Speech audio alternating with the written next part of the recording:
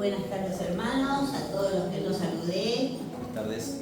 Porque viniendo acá adelante uno no ve los que están atrás. Pero gracias por estar. Sabemos que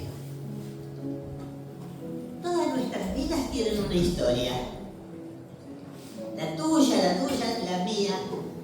Todas las vidas tienen una historia. Distinta cada una, pero muy unidas en Cristo Jesús nosotros. No solo la vida nuestra tiene una historia, sino también cada parte de nuestro cuerpo. Nuestros pies tienen su historia. Sabemos por los pies, la historia de nuestros pies puede decir por dónde anduvimos, por dónde dejamos de andar, si corrimos, si caminamos lento. La edad que tenemos, la de muchos de ustedes, no es muy lenta como la mía, pero la vida la viví. Y la viví gracias al Señor que me dio la vida y que me la sostiene. Los ojos también tienen su historia. ¿Qué miramos cuando miramos? ¿Qué sentimos cuando miramos algo? Todo en nosotros tiene su historia. Nuestras manos tienen una historia muy importante, muy importante. Miren, si nosotros hubiéramos hecho un video de nuestras manos, o si algún otro hubiera hecho un video de nuestras manos, veríamos tantas cosas de nosotros. Después de estar hecho el video y lo reproducimos y nos juntamos para mirarlos con amigos, ¿qué veríamos? ¿Qué veríamos en ese video? Primero, al nacer, veríamos una manito agitándose, recién nacida. Después, esa misma manito tomándose del dedo de la mamá. Después, esas manos al ir creciendo el niño y al aprender a caminar sosteniéndose en una silla que usan para andar. Poco después, esas manos se las vería en el video acariciando la cara de la mamá, del papá o del perro. Todo tiene su oportunidad, todo tiene su historia. Las manos nuestras son una historia de nuestra vida. Son una historia de nuestra vida.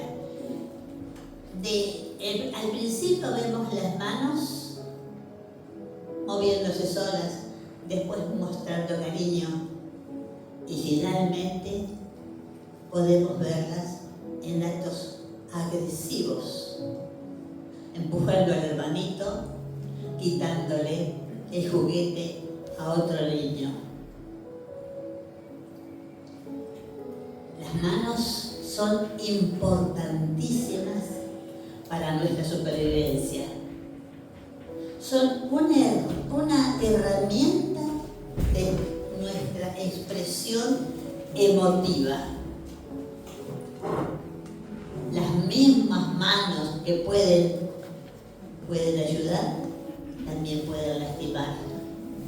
Pueden abrirse o pueden cerrarse en un puño.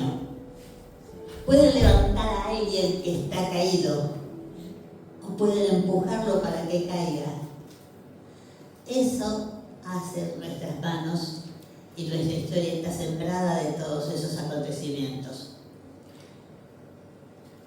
Esas manos que mostraron bondad, que mostraron cariño, que curaron, que levantaron a alguien, pueden portarse de distinta manera también, porque en el video también vamos a ver otras escenas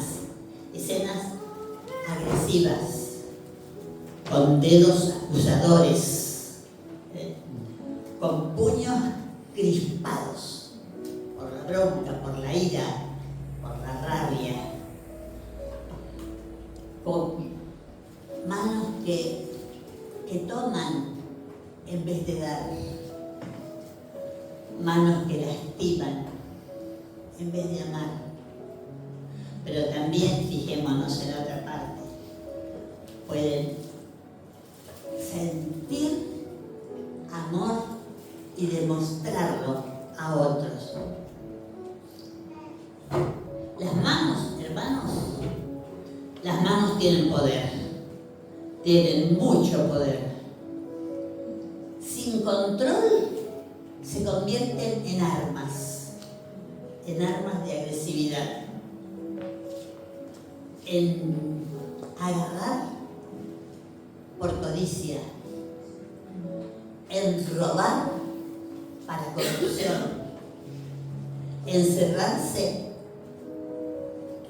para dar puñetazos, en tomar un puñal para matar. O también pueden seducir por placer. Son todas situaciones distintas que pueden vivir nuestras manos. Pero manejadas bien las manos, decimos que tienen poder, llegan a ser instrumentos de gracia.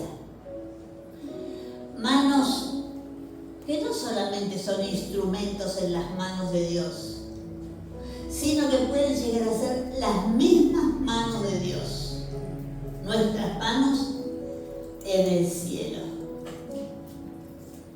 Las manos de Jesús, sin embargo, tienen escenas diferentes a las nuestras.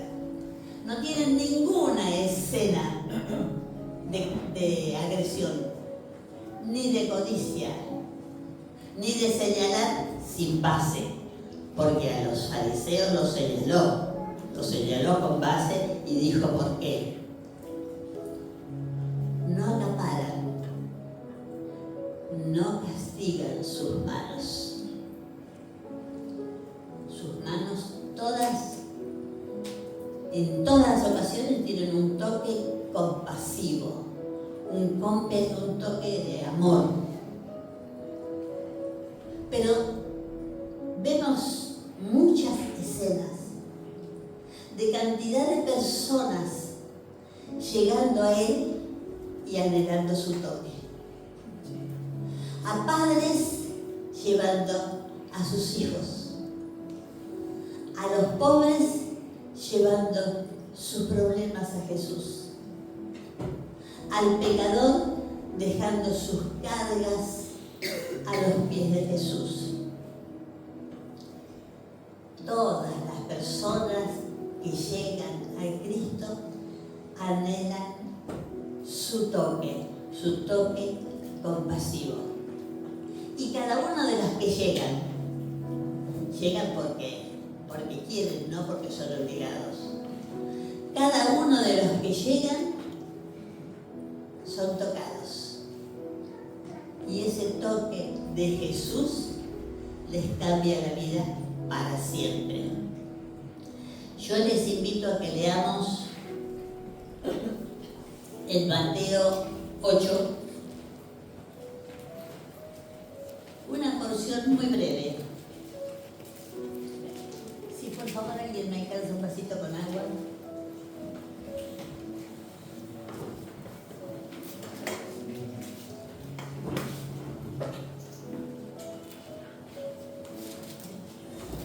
Es Mateo 8, del 1 al 4. Cuando descendió Jesús del monte, le seguía mucha gente, como siempre. Y he aquí vino un leproso y se postró ante él, diciendo: Señor, si quieres, puedes limpiarme. Jesús extendió la mano y lo tocó diciendo: quiero, sé limpio, gracias, sé limpio. Y al instante la lepra desapareció. Entonces Jesús dijo: mira, no lo digas a nadie si lo ves, muéstrate al sacerdote y presenta ofrenda que ordenó Moisés para testimonio a ellos.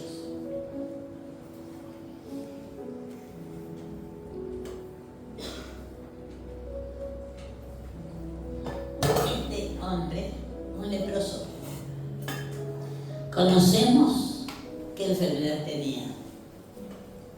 Conocemos su decisión de acercarse a Cristo y de pedirle sanidad. Conocemos eso, pero nos quedan muchas preguntas a nosotros. Decimos: ¿cómo sería ese hombre? ¿Trabajaría antes? ¿De qué se ocuparía? ¿Tendría familia? ¿Tendría hijos? ¿Cómo sería su vida? No lo sabemos, nos queda esa duda. Pero nos preguntamos sobre todo: ¿qué sintió cuando Jesús lo tocó? Debe ser algo que no se puede narrar, que no se puede contar. Cuando Jesús me toca, no puedo decir todo lo que siente mi vida. Este hombre aparece, pide, es sanado, recibe el toque que cambió su vida. Todos los que nos acercamos a Jesús no salimos defraudados. Siempre recibimos algo de su toque divino.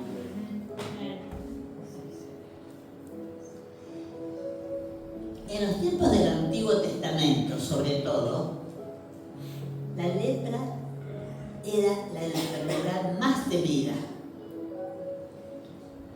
El cuerpo del leproso, al ir avanzando la enfermedad, se convertía en una masa infecciosa, purulenta, y que se iba degradando paso a paso.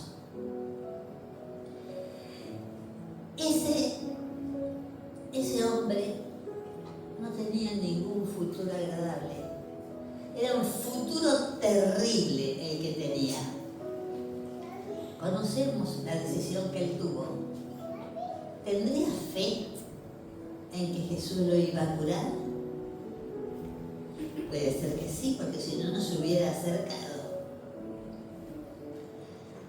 Esa enfermedad era tan temida por todos que el enfermo leproso era proscripto, era confinado a una colonia habitada solamente por leprosos, y eso por temor al contagio.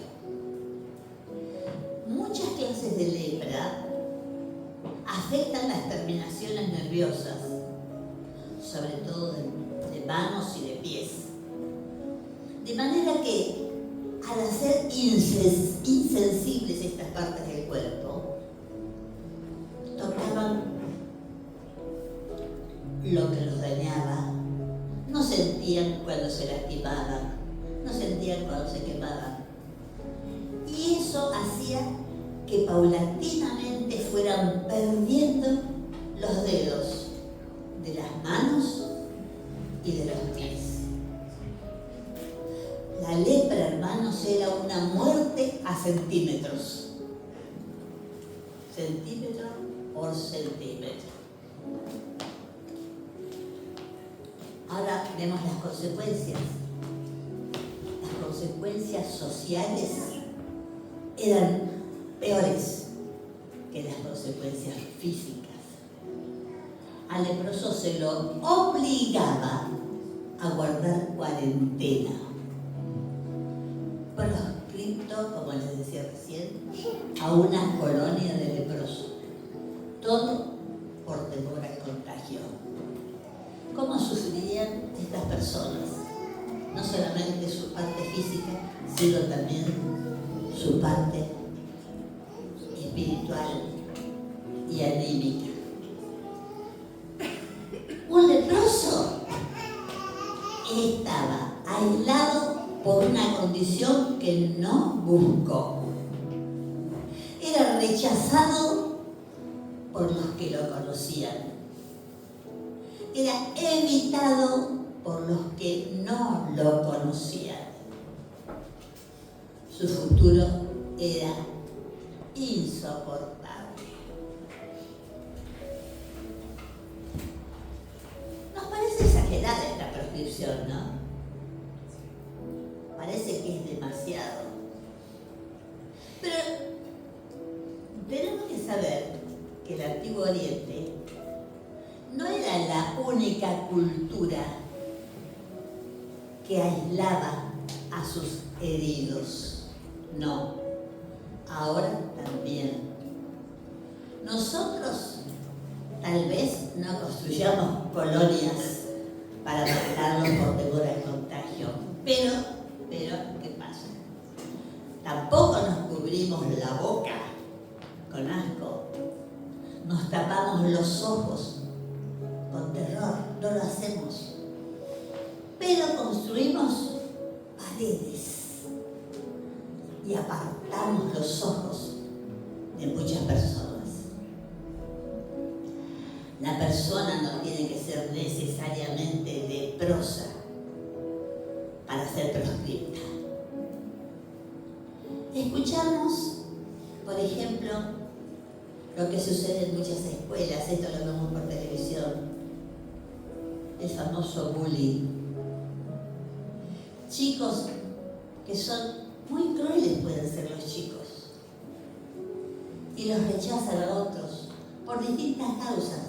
Ahí está el hijo del borracho, o y aquel que es sucio. Mira las zapatillas que usa. No nos acerquemos a ellos. Esas personas están en cuarentena y no por lepra, precisamente. El bullying es algo lamentablemente que está bastante de moda entre los chicos principalmente, pero los adultos también conocen esos sentimientos. Se los proscribe al desempleado, al analfabeto, al lisiado. Conocemos esos sentimientos en muchos. El ignorante es apartado. No te juntes con ese si no sabe nada. El desempleado es apartado. Mantenemos nosotros distancia con los reprimidos. Conozco una persona que dice: yo no voy a visitar a fulana de tal porque cada vez que voy me habla de su enfermedad y me deprime, así que más vale no voy. Conocemos a personas que no van a visitar a enfermos desahuciados por la misma razón. Hay en algunos países, lo vemos también por televisión mucho en Estados Unidos, hay barrios para inmigrantes. Está el barrio de Harlem, por ejemplo, es un barrio donde viven los negros, que son apartados del resto.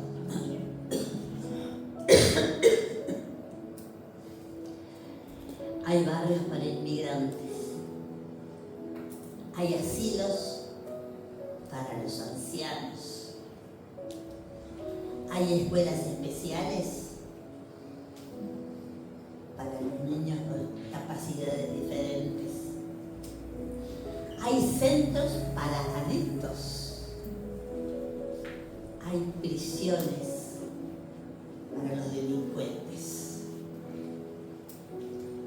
De alguna manera los los estamos aislando. Estamos proscribiéndolos a vivir aislados. Nosotros no los hacemos, pero sí tratamos de mantenernos apartados. No te juntes con eso. Y le enseñamos a nuestros hijos, no te juntes con eso.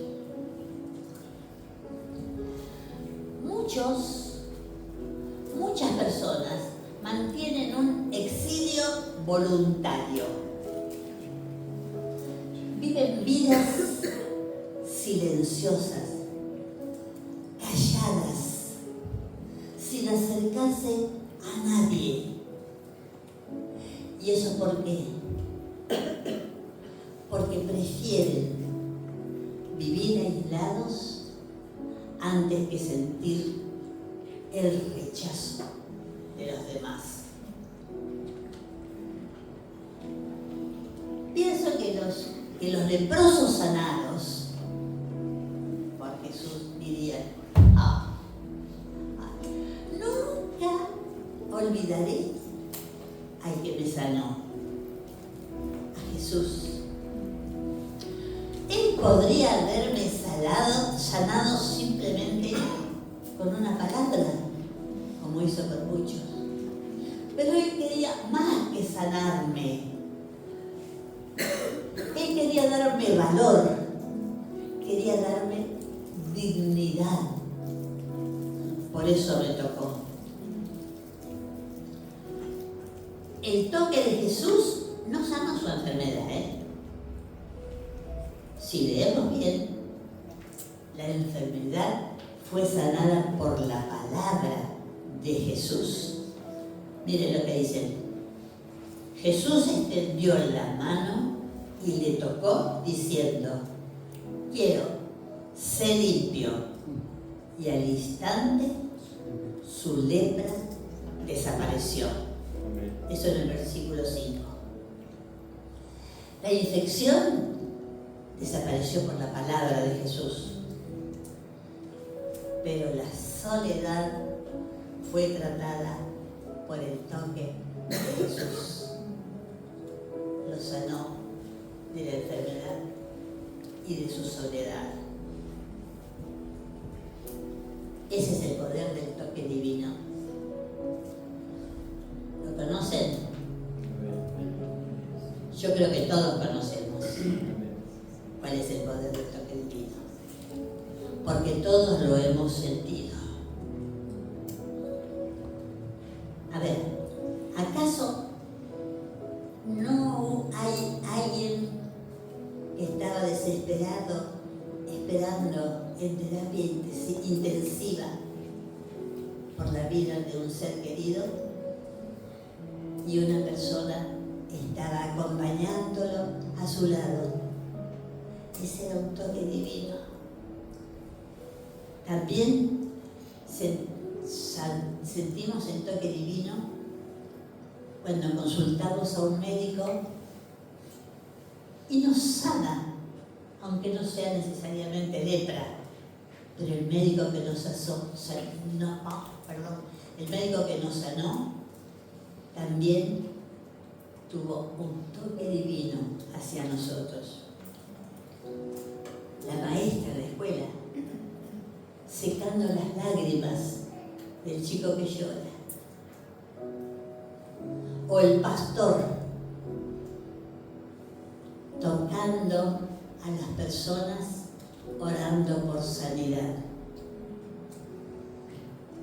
Nosotros algunos de esos toques hemos sentido, algunos o varios, pero los sentimos. Son todos toques divinos. Si Jesús hizo eso, ¿no podemos ofrecer nosotros lo mismo, hermanos? No podemos ayudar, no podemos levantar al caído, no podemos orar por el enfermo, no podemos visitar, no podemos de alguna manera hacerle sentir amor al que está sufriendo. Tenemos que aprender mucho de Jesús. Muchos ya lo hacen,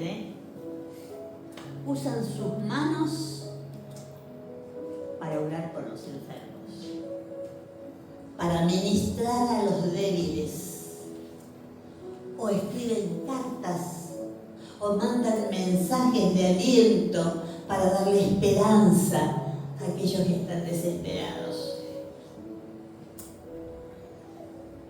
Muchos lo hacen, pero muchos nos olvidamos. Nos olvidamos. Nuestros corazones son buenos, pero nuestra memoria es frágil. Nuestros recuerdos son malos. Olvidamos lo importante que es un toque. Lo olvidamos. Porque tenemos miedo de ir hacia esa persona por temor de decir cosas equivocadas, por temor de usar un tono de voz inadecuado, por temor de actuar mal. Y entonces, antes de no hacerlo bien, no hacemos nada. Si eso es lo que te pasa a vos con algunas personas, pensá en todos los leprosos del mundo, no solamente enfermos de lepra, sino, como vimos recién, tenemos miedo de no actuar bien. Si eso te pasa, pensá en los demás. Si ves a personas que están así aisladas y que parecen oscas, quisquillosas, antisociales o hurañas, no es que sean así. Simplemente, hermanos, están solos. Están solos y esperando un toque compasivo, un toque divino. Ahora digo yo, si Jesús tocó a los intocables del mundo, ¿no podemos hacer nosotros lo mismo? No te retraigas, hermano. No abandones a los que no tienen la misma fortuna que vos de tener o buena salud, o buena familia, o unos buenos ingresos. Pensá en todos los leprosos del mundo.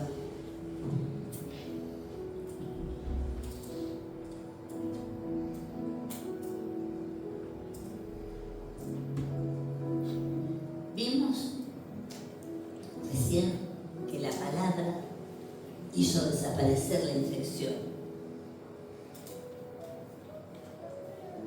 La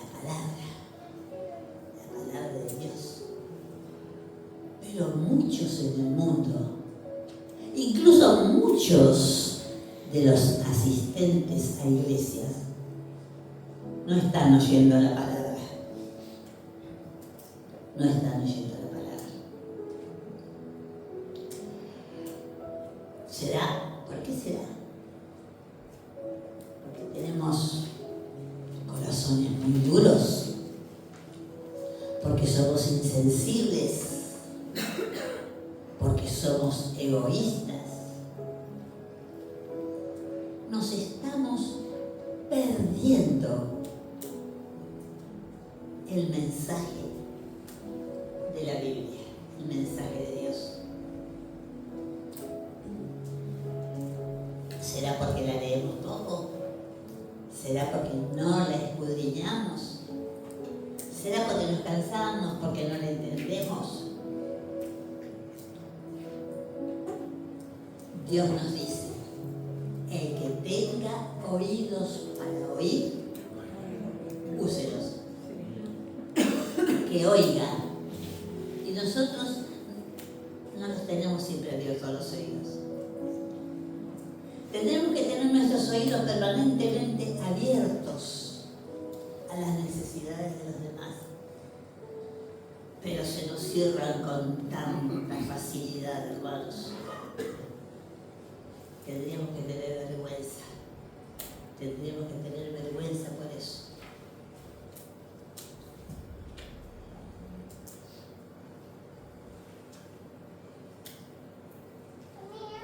El poder del toque es importantísimo. Orando y escuchando a Dios se recibe la enseñanza para el toque divino. Si Jesús, el Salvador de la humanidad, tuvo tiempo para dedicarse a los menos favorecidos, ¿por qué nosotros no lo hacemos? ¿Por qué nosotros no? ¿Saben qué? Él vivía mucho tiempo orando y conversando con el Padre, con Dios. Pero también mucho tiempo escudriñando la palabra de Dios. Por eso la conocía tanto y sabía cómo usar esa palabra. Vemos que él fue tentado por el diablo, fue tentado en el desierto. Como Jesús estaba ayunando hacía ya muchos días, le dijo: convierte esas piedras en pan, te vas a sacar el hambre. Él le dijo: no solo de pan vive el hombre. Después lo llevó a la cima de un templo muy alto y le dice: si tienes fe en lo que dice tu Dios, tírate abajo y que los ángeles te protejan y te reciban. No tengo ningún derecho a poner a prueba a mi Dios. Yo tengo fe en lo que Él me dice. Finalmente lo llevó a la cima de una montaña también muy alta y dijo: mira todo lo que hay alrededor. Si vos te animaras a postrarte ante mí, el diablo, y adorarme, todo esto puede ser tuyo. Y él le dijo: solamente a Dios adoraré. Él conocía la palabra y sabía cómo usarla. Podemos hacerlo. Muchas veces leemos la Biblia así con ligereza, superficialmente. Decimos que no tenemos tiempo para saber lo que Dios está diciendo, para saber lo que Dios nos quiere contar. Para eso están los predicadores. ¿Acaso no les pagamos a los que tienen que predicar? Bueno, entonces escuchémoslos a ellos. Va a ser más rápido, va a ser más fácil y va a ser más cómodo. Pero aunque la palabra del que predica sea enriquecedora para nuestra vida, tenemos que buscar nosotros, bucear en las profundidades de la Biblia, hacerlo por nosotros mismos, porque si conocemos las cosas solamente por lo que un predicador nos cuenta, esas son experiencias de segunda mano. Y hay cosas que nadie puede hacer por vos. Una de esas cosas es pasar tiempo con Dios. ¿A quién no le gusta la buena comida? A ver, que levante la mano al que no le gusta la buena comida. Al que no le gusta. Nos gusta todo, ¿no? Hablamos, decimos asado, decimos tallarines, decimos distintos nombres y se nos hace agua la boca. Pero a alguno de nosotros se nos ocurría decir: no, masticar la comida es mucho trabajo. Esperar, cortar la carne, hacer todo lo que se refiere a comer es un perdedero de tiempo. No le decimos a otro que coma por nosotros. No nos interesa esa experiencia de segunda mano. Queremos vivir nosotros la experiencia. ¿A quién de nosotros no le gustaría en este momento, con un día tan cruel como el de hoy, para nosotros, no le gustaría estar en una playa en Cancún, tomando sol, metiéndonos en el agua las veces que queremos, disfrutando del buen clima? Sí, eso sería hermoso. Pero si alguien dice, no, me gustaría eso, pero preparar las valijas, sacar el pasaje, viajar, ver que no se nos olvide nada, es mucho trabajo. Son muchas horas. Anda vos allí, anda a Cancún, después venís y contame. Experiencia de segunda mano, comida premasticada. Eso no es una cosa linda.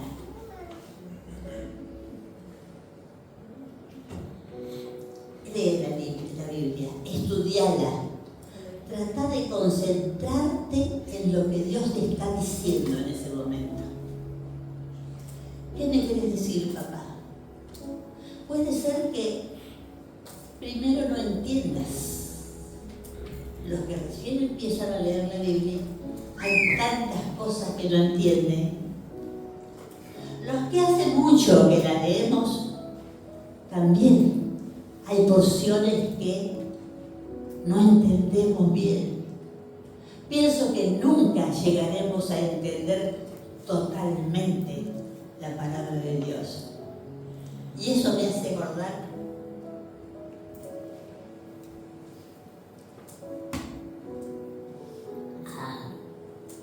a una anécdota de una nena que había ido a la escuela a primer grado el primer día. Cuando vuelve de la escuela, el padre le dice, ¿y qué tal? ¿Cómo te fue? ¿Aprendiste algo? No. Tengo que volver mañana y otro día, durante mucho tiempo. Nosotros la primera vez no entendemos, pero a fuerza de leerlo, con intención de entender lo que papá nos quiere decir, vamos a llegar a entenderla.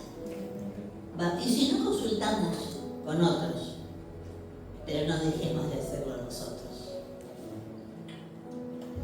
Hay una historia que leí que puede haber ocurrido en una iglesia, no en la nuestra, por supuesto, no, en una iglesia. Habían ido todas las familias que asistían normalmente a esa iglesia, habían ido a esa iglesia con la intención de escuchar música y bailar, alegrarse, pasarla bien en la reunión. Pero ¿saben qué? No había música.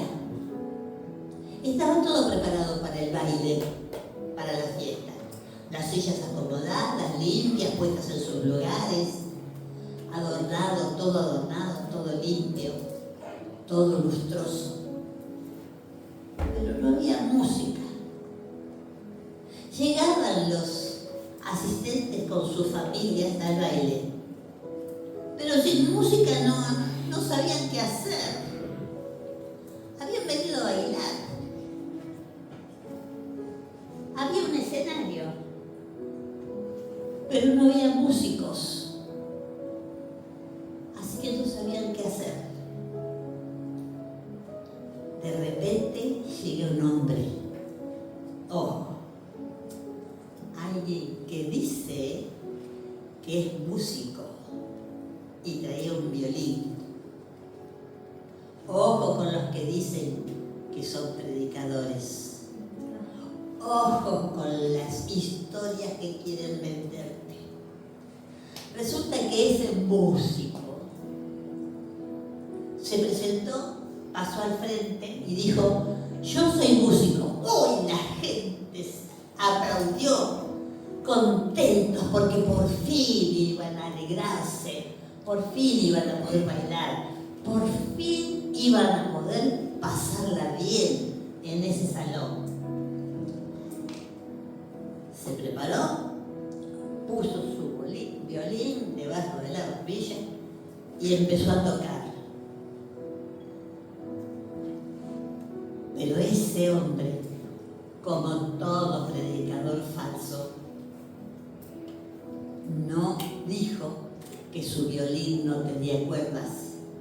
De modo que empezó a hacer lo que él dijo tocar, y lo que hacía era serruchar el violín. Lo que salía eran ruidos espantosos. Pero aún así, unas poquitas parejas primero salieron porque dijeron: no, acá va a haber música, así que tenemos que pasar al frente para bailar. Vamos a disfrutar de la música que nos ha llegado. Y entonces empezaron a bailar, primero unos pocos, y después más se iban sumando. Pero como no había música, cada uno bailaba a su manera. Por ejemplo, una pareja, él bailaba tango y ella bailaba clásico. Todos bailaban lo que les parecía. Todos se chocaban, tropezaban unos con otros, hasta que al final se cansaron. Se cansaron y dijeron: vamos a sentarnos, esto no puede ser. No puede ser que bailemos sin música. Eso pasa muchas veces en algunas iglesias, cuando está todo muy lindo, muy bonito, mucha gente bien vestida, una iglesia preciosa, pero sin la presencia del Espíritu Santo. Lindo palacio, pero falta el rey. Así que bueno, se sentaron esperando a ver qué sería lo que seguía. A ver qué pasa ahora. De repente, unos pocos lo vieron entrar. Era un hombre de una apariencia común, una apariencia ordinaria, pero no su música. Empezó a cantar una canción cálida, dulce, una canción suave, una canción que enseguida tocó el corazón de muchos. Y de repente se empezó a escuchar, a sentir un calorcito agradable en el aire. Era la voz de Jesús. El que tenga oídos para oír, que oiga. La gente se puso de pie y muchos empezaron a bailar una canción que jamás en su vida habían oído, pero todos la bailaban bien. El que tenga oídos para oír, que oiga. Los que se quedaron sentados, ¿qué hacían? Criticaron. Dice que es música. ¿Qué clase de músico es este? Que no prepara el escenario, no tiene una banda, no lo conoce nadie. ¿Cómo es su nombre? Lo criticaban. Nadie lo conoce. Y cuestionaron todos a esa canción dulce, que era ni más ni menos que la voz de Jesús.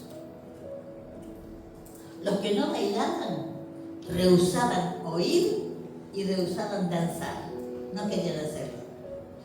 Y muchos todavía lo hacen. Miren, sería importante que todos durante la adoración nos fijáramos en las caras de todos. vimos caras alegres, entusiasmadas, emocionadas, conmovidas, pero otros con el ceño fruncido, con trompa. Se quedaron sentados. ¿Qué clase de músico es esta? Nos está tomando el pelo. No trae banda, no tiene vestimenta especial, nadie lo conoce. No bailaban. Se rehusaban a oír. Qué lindo es cuando en la adoración está una canción y todos cantan. Unos aplauden, otros mueven los pies, otros se menean, pero se ve el disfrute en la cara. En cambio, se ven a otros que no están satisfechos, que están solamente para criticar. El músico nos dice, el que tenga oídos para oír, úselos y escuchen.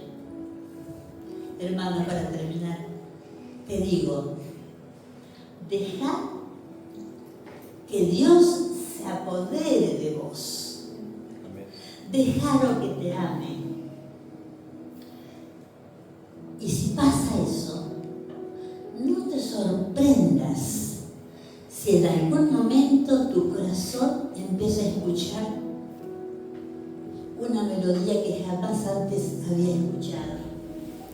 Tus pies empiezan a moverse y tus manos empiezan a aplaudir. Estos son los que escucharon la palabra de Dios.